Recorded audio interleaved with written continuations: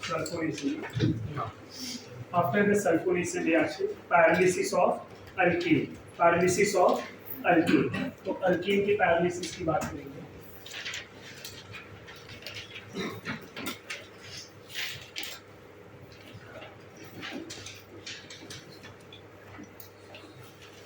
Paralysis of alkyne. Alkyne की paralysis की बात करेंगे.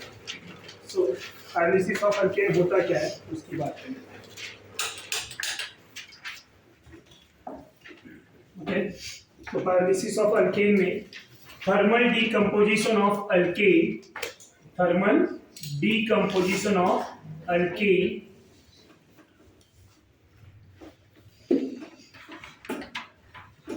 thermal decomposition of alkane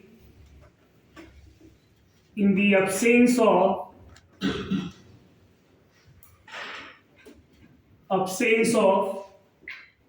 oxygen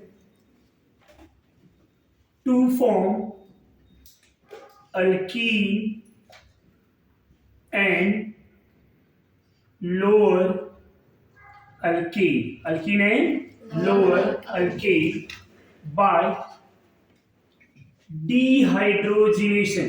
By dehydrogenation and breaking of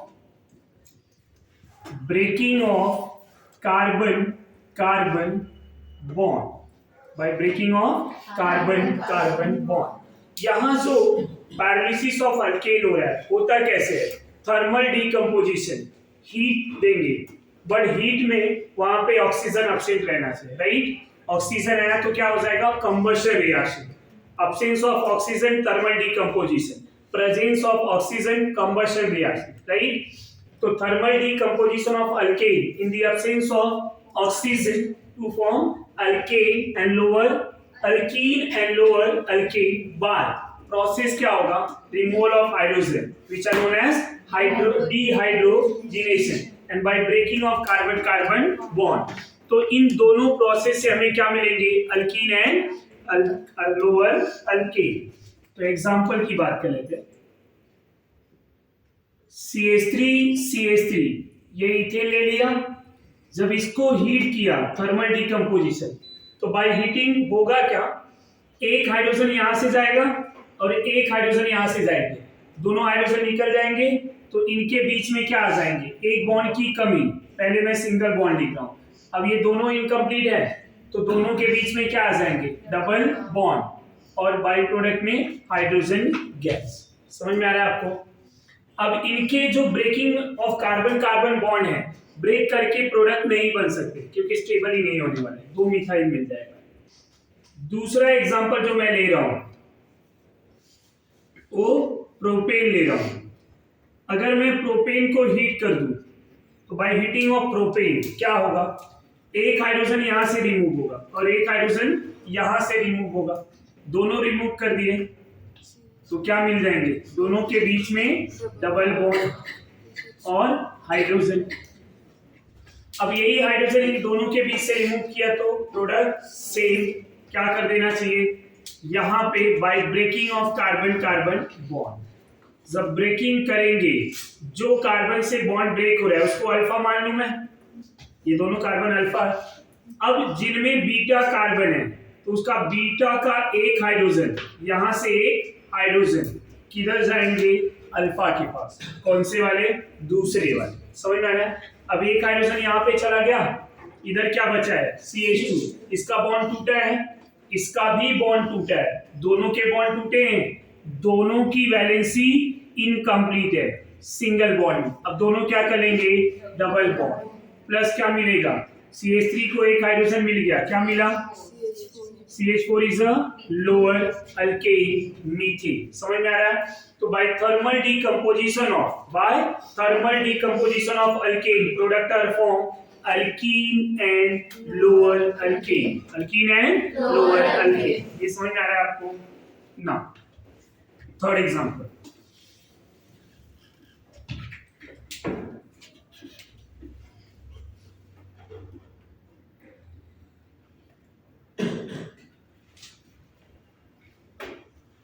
तो इसको हीट करेंगे, क्या होगा, एक हाइड्रोजन यहां से, दूसरा हाइड्रोजन यहां से, डबल बॉन्ड इन दोनों के बीच में, सेम एक हाइड्रोजन यहां से और एक हाइड्रोजन यहां से निकाले तो डबल बॉन्ड इन दोनों के बीच में, दो अलग प्रोडक्ट, समझ में आ रहा है।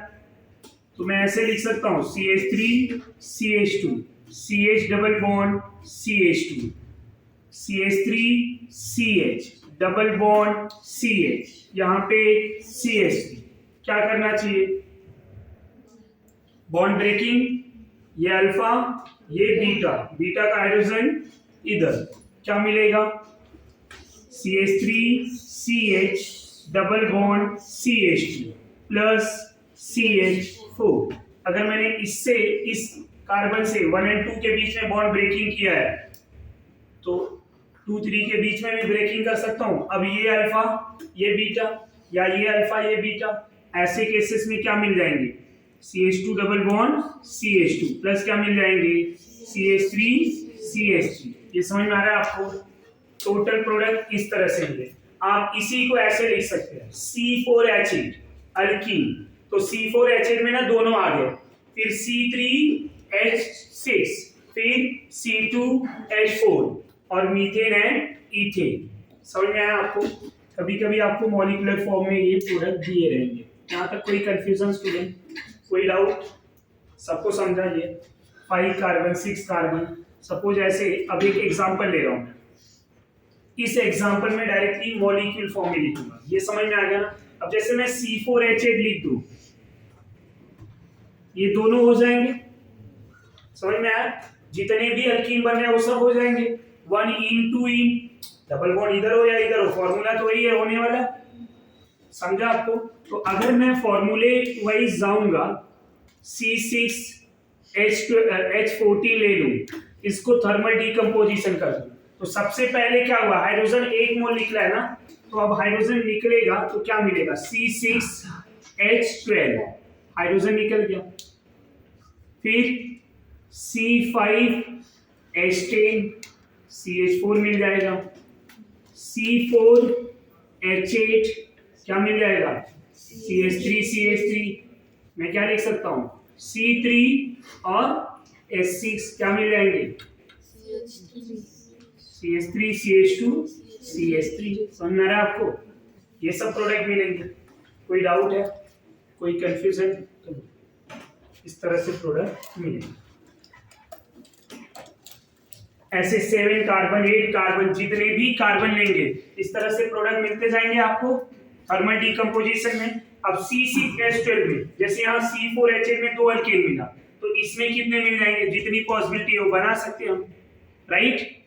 तो ऐसे केसेस में जब नंबर ऑफ प्रोडक्ट स्ट्रक्चर से भी डिफरेंट हो रहा है, यहाँ खुद इतने ज्यादा प्रोडक्ट मिले तो हम फॉर्मूला लिख के छोड़ देंगे, समझ में आया।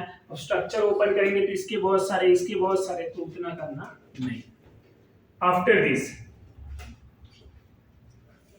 aromatization of alkane,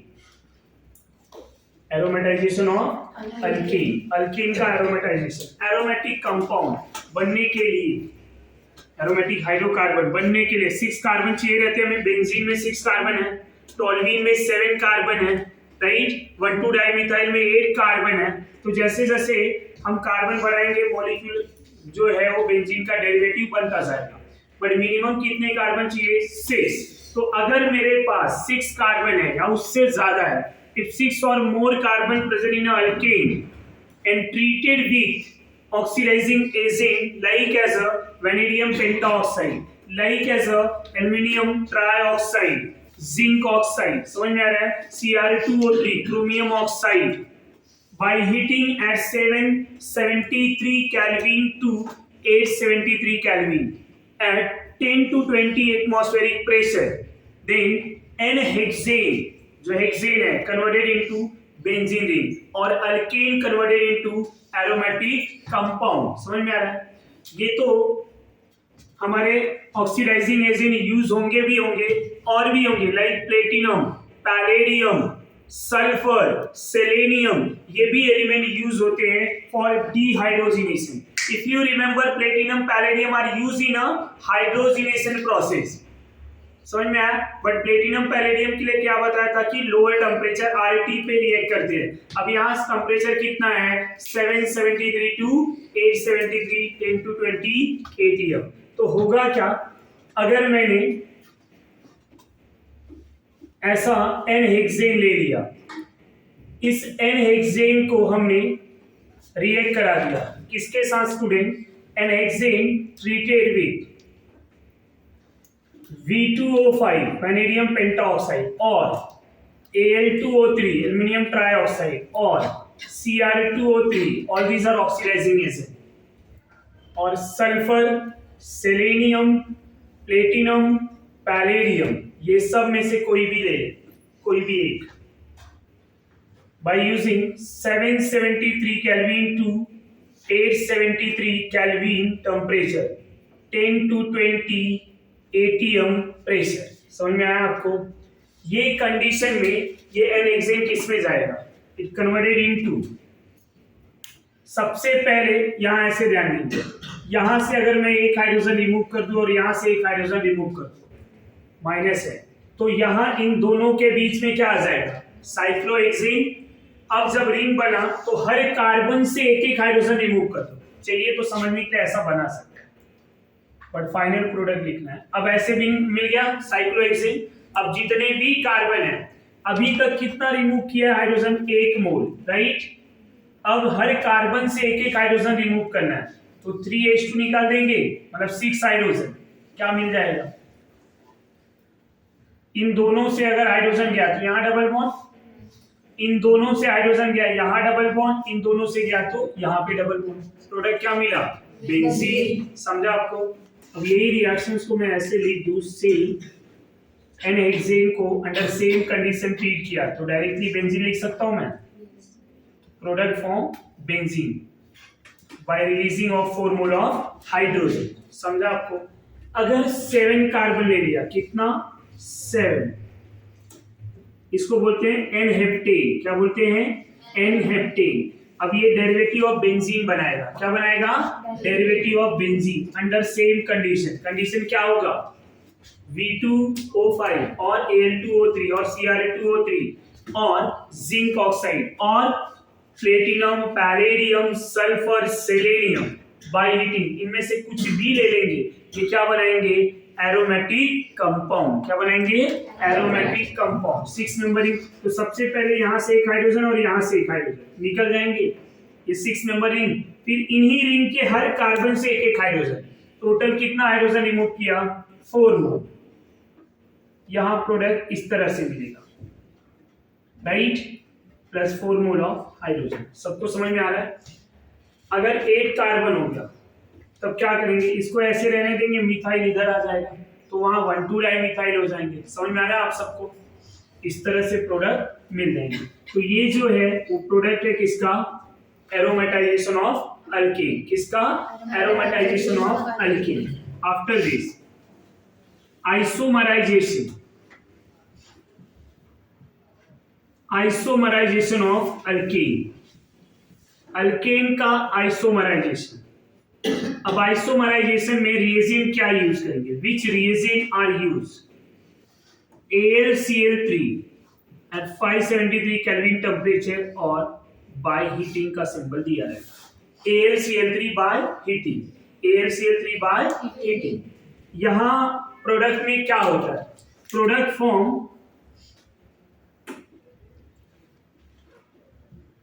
form by hydryl and methyl shifting, hydryl and methyl shifting। Product कैसे फॉर्म होगा, H- और CH3- को हम शिफ्ट कराएंगे। एक एग्जांपल ले लो, ब्यूटेन लिया है, इसको क्या बोलते हैं, N-ब्यूटेन। क्या बोलेंगे, N-ब्यूटेन। AlCl3 बाय हीटिंग और 573 केल्विन टेम्परेचर। अब होगा क्या, यहां पे जो एक हाइड्रोजन है इसको मैं रिमूव करूंगा और ये जो CH3 ग्रुप है इसको पूरा माइनस के फॉर्म में लेकर, तो CH3- इधर आएगा और H- इधर आएगा। समझ में आ रहा है, ये पूरा चेंज हो जाएगा। तो अब प्रोडक्ट कैसा मिल जाएगा, राइट, और इसको बोलेंगे, ये एन ब्यूटेन था, इसको बोलेंगे आइसोब्यूटेन। क्या बोलेंगे? आइसोब्यूटेन। तो by isomerisation process isomer of alkane product are form. कौन सा प्रोडक्ट फॉर्म होगा? Isomer of alkane. समझ में आया आपको? Isomeric product are form. यहाँ पे कौन से टाइप के प्रोडक्ट फॉर्म होंगे? आइसोमेरिक। एक और एग्जांपल लेते हैं हम लोग। अगर सपोज आइसोहेक्सेन ले लिया, यहां कौन सा हेक्सेन है? आइसोहेक्सेन। एक ब्रांच ऑलरेडी है मेरे पास, तब क्या करेंगे? AlCl3 by heating, AlCl3 by heating, ये रिएक्शन करा दिया। अब यहां भी क्या होना चाहिए? Hydride and methyl shifting. मैं क्या करूं? इधर का एक हाइड्रोजन निकाल दूं, शिफ्ट करा दूं, और यहां से मिथाइल ग्रुप इधर लेके आ जाऊं, तो क्या मिलेंगे प्रोडक्ट? 4 कार्बन बचा, एक मिथाइल जा रहा है, ये ऐसे ही है, और यहां एक ऐसा। समझ में आया? 1,2 डाइमिथाइल ब्यूटेन। अब ये और ये दोनों का मॉलिक्यूलर फॉर्मूला सेम है, बट दोनों का स्ट्रक्चर डिफरेंट हो रहा है, तो they are known as isomer. इनको क्या बोलेंगे? आइसोमर। तो रिएक्शंस को क्या बोला जाएगा? आइसोमराइजेशन। क्या बोलेंगे? Isomerisation. Why? Because isomeric product are form. अब ये प्रोडक्ट फॉर्म कैसे हुए? रीअरेंजमेंट कैसे हुए? By hydride and methyl shifting. दोनों शिफ्टिंग की वजह से यहाँ पे इस तरह से प्रोडक्ट बन रहा है। ये समझा? यहाँ तक कोई डाउट है? तो आफ्टर आइसोमराइजेशन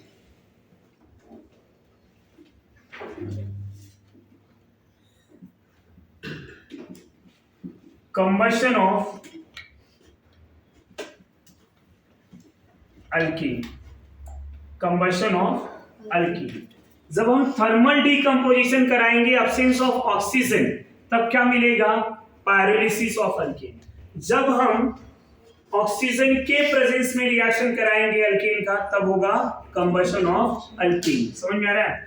एलपीजी का कंबशन होगा, सीएनजी का कंबशन होगा, पेट्रोल डीजल का कंबशन होता है। जब घरों में एलपीजी कंबशन होता है, तो आपको जो है गैसियस फ्यूम मिलते हैं, मॉइस्चर्स जो है H2O वाटर निकलता है, plus more amount of energy release होती है, और उस एनर्जी को हम क्या करते हैं? यूज करते हैं for cooking purpose, right? Cooking के लिए हम उसको यूज करते हैं। तो उसमें एलपीजी में क्या होता है? हाइड्रोकार्बन गैसेस होते हैं, लोअर गैसेस, इथेन, प्रोपेन। समझ में आ रहा है? पेट्रोल डीजल की अगर मैं बात करूं, पेट्रोल में C6 to C8 कार्बन, जब उनको कंबशन कराया जाता है, तो कंबशन होके वहां पे देखेंगे कि जब कंबशन कराया जाता है, गैसेस बाहर निकलते हैं। समझ में आ रहा है? गैस निकल जाता है, एनर्जी बचती है। उस एनर्जी को जो है, उस एनर्जी से हमें फ्यूलिंग मिलता है, सो हम क्या करते हैं? हमारी गाड़ियां जो है रन करती है। समझ में आ रहा है? तो आफ्टर कंबशन हमें वाटर एंड CO2 के बाद और क्या मिलता है? मोर अमाउंट ऑफ एनर्जी। उस एनर्जी को हम यूज करते हैं अलग अलग पर्पस में। समझ में आ रहा है?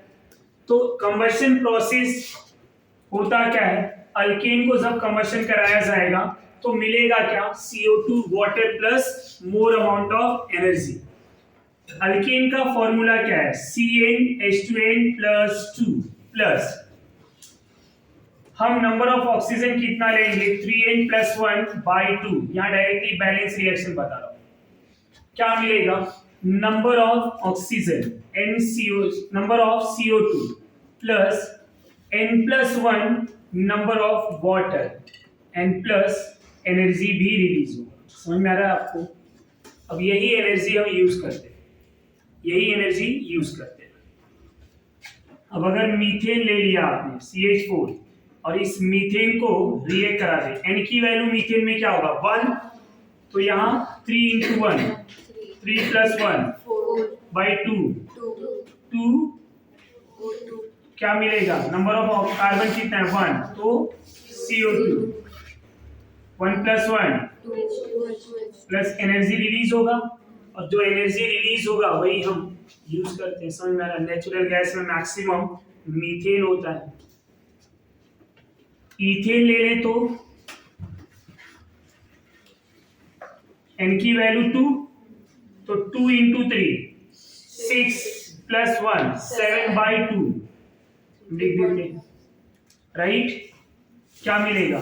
n की value 2 CO2 2 + 1 3H2O plus NH3। समझ में आ रहा है? अब क्या रिएक्शन में हमें ऐसा फ्रैक्शन वैल्यू होता है? नहीं। जब रिएक्शन में फ्रैक्शन वैल्यू नहीं होती तब क्या करेंगे student? Whole the reaction multiply by 2। पूरे रिएक्शंस को क्या करते हैं हम? Multiply by 2। क्या हो जाएगा? 2 CH3 CH3 प्लस 7O2। यहाँ 2/2 कट जाएगा। समझ में आया? 4 CO2 plus reaction are balance plus more amount of energy release. ये समझा? ऐसे प्रोपेन ब्यूटेन कुछ भी ले ले, कंबशन करा सकते हैं हम। अब अगर इनकम्प्लीट कंबशन हुआ, ऑक्सीजन की सप्लाई प्रॉपर नहीं हुआ, तब क्या होगा? कभी भी आप देखेंगे जो आपका एलपीजी है, राइट, जो उसमें हम क्या बोलते हैं कि बर्तन काले पड़ने लगते कभी कभी, वंस इन ईयर कभी ऐसा। वो क्यों होता है? क्योंकि वहां पे बर्नर में ऑक्सीजन की सप्लाई प्रॉपर नहीं होती। जब ऑक्सीजन की सप्लाई प्रॉपर नहीं होगी तो क्या कंप्लीट कंबशन होगा? कंप्लीट कंबशन में CO2 मिलता है। जब इनकम्प्लीट कंबशन होगा तो वहां पे कार्बन ब्लैक मिलते हैं।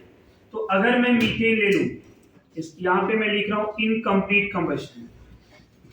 इनकम्प्लीट कंबशन में क्या होगा? जैसे मीथेन ले लिया, अब ऑक्सीजन की सप्लाई कम है तो ये मीथेन कार्बन ब्लैक में चला जाएगा, C में चला जाएगा। प्लस क्या मिलेगा?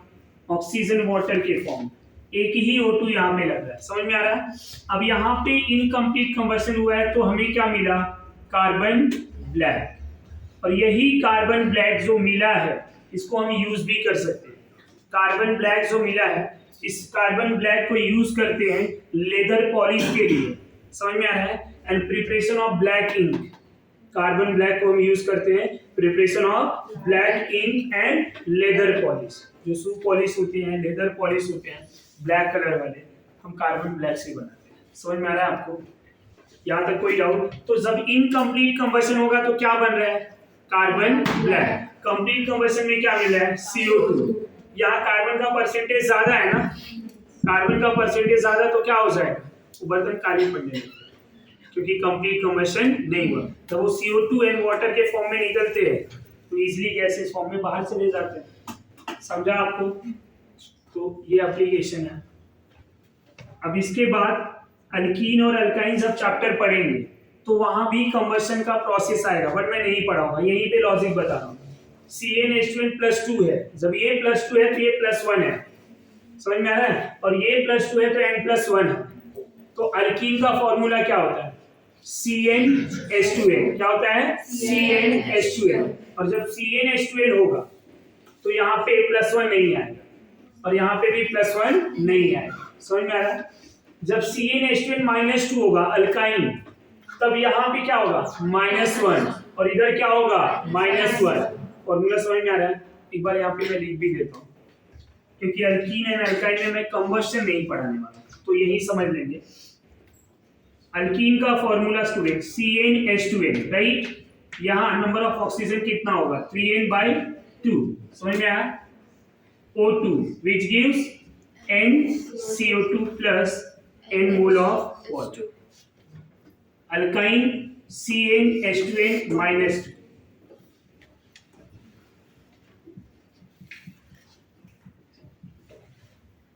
यहाँ पे 3n-1/2 O2 which gives NCO2 plus n-1 H2।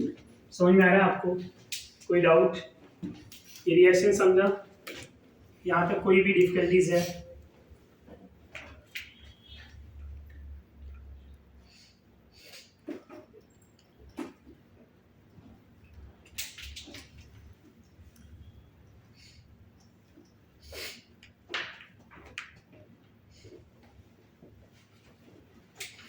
आगे डिस्कस करेंगे हम आफ्टर कंबशन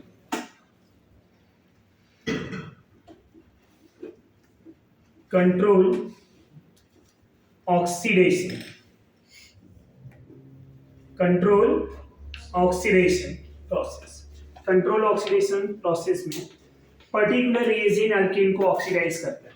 सबसे पहले अगर मैंने मीथेन ले लिया, CH4 और उसको मैं ऑक्सीजन से ऑक्सीडाइज कर दूं by using copper metal at 573 kelvin temperature और बाय हीटिंग का सिंबल दिया रहेगा कॉपर मेटल। तो मीथेन कन्वर्टेड इनटू मीथेन और OH में चला गया, ये अल्कोहल बना दिया। प्रोडक्ट क्या मिला? Methane oil. मीथेन से मीथेन ऑयल। समझ में आ रहा है आपको? अगर ये एग्जांपल नंबर 1 था, एग्जांपल नंबर 2 में इसी मीथेन को अगर ऑक्सीडाइज करा दें by using molybdenum oxide MO2O3 by heating molybdenum oxide. The molybdenum oxide oxidizing agent लेंगे, all these are oxidizing agent, hydrogen remove हो रहा है, राइट, ऑक्सीजन आ रहा है। तो जब यहाँ से मोलिब्डेनम ऑक्साइड के प्रेजेंस में रिएक्शन कराया जाएगा तो methane converted into formaldehyde plus H2O में निकल जाएगा। ये समझ में आ रहा है? Methane converted into formaldehyde plus H2O। तीसरा रिएक्शन, अगर मैं मीथेन, ईथेन या बाकी के एल्केन ले लूं, उनको जिंक एसीटेट के प्रेजेंस में रिएक्शन करा दूं। या मैंने ईथेन ले लिया, ऑक्सीडेशन कराया by using zinc acetate, formula होगा CH3C डबल बॉन्ड O। ये O पे माइनस आता है, जिंक डाइवैलेंट होता है, तो क्या करना पड़ेगा? Twice Zn। समझ में आ रहा है या नहीं आ रहा है? By heating ethane converted into ethanoic acid. कौन से प्रोडक्ट में जाएगा? Ethanoic acid. तो यहां पे क्या मिला हमें? एसिड मिला। ये पॉइंट समझा? जब मीथेन को कॉपर मेटल के साथ ऑक्सीडाइज किया, मीथेनॉल, मोलिब्डेनम ऑक्साइड से ऑक्सीडाइज किया फॉर्मल्डिहाइड, एंड यहाँ पे जिंक एसीटेट ले लिया, तो क्या मिला? एसिड। अगर मैं कोई ऐसा अल्केन ले लूं स्टूडेंट, ऐसा अल्केन जिनके पास कोई 3 डिग्री हाइड्रोजन हो, क्या हो? 3 डिग्री हाइड्रोजन। ये कार्बन 3 डिग्री है, अब ये हाइड्रोजन क्या हो गया? 3 डिग्री हाइड्रोजन। जब इनको ऑक्सीडाइज कराएंगे by using KMnO4 by heating. What is the KMnO4? Potassium permanganate. Potassium permanganate. तो ये जो 3 डिग्री हाइड्रोजन है, ये ऑक्सीडाइज होके 3 डिग्री अल्कोहल बनाने, क्या बनाएगा? 3 डिग्री अल्कोहल। सॉरी, R लेना है हमें। टू फॉर्म 3 डिग्री अल्कोहल, मैं एग्जांपल की बात करूं तो यहां पे CH3 CH3 इसको H के फॉर्म में लिखो। इसको क्या बोलते हैं? आइसोब्यूटेन। क्या बोलेंगे? जब इसको मैं ऑक्सीजन से KMnO4 लेके ऑक्सीडाइज कर लूंगा तो क्या मिलेगा पता है? Tertiary butyl alcohol. The common name of product is tertiary butyl alcohol. TBA भी लिख सकता हूं मैं, कॉमन नेम में TBA, टर्सरी ब्यूटाइल अल्कोहल। ये प्रोडक्ट समझा आपको? तो ये तो था केमिकल प्रॉपर्टीज ऑफ अल्केन। आगे यूजेस ऑफ अल्केन,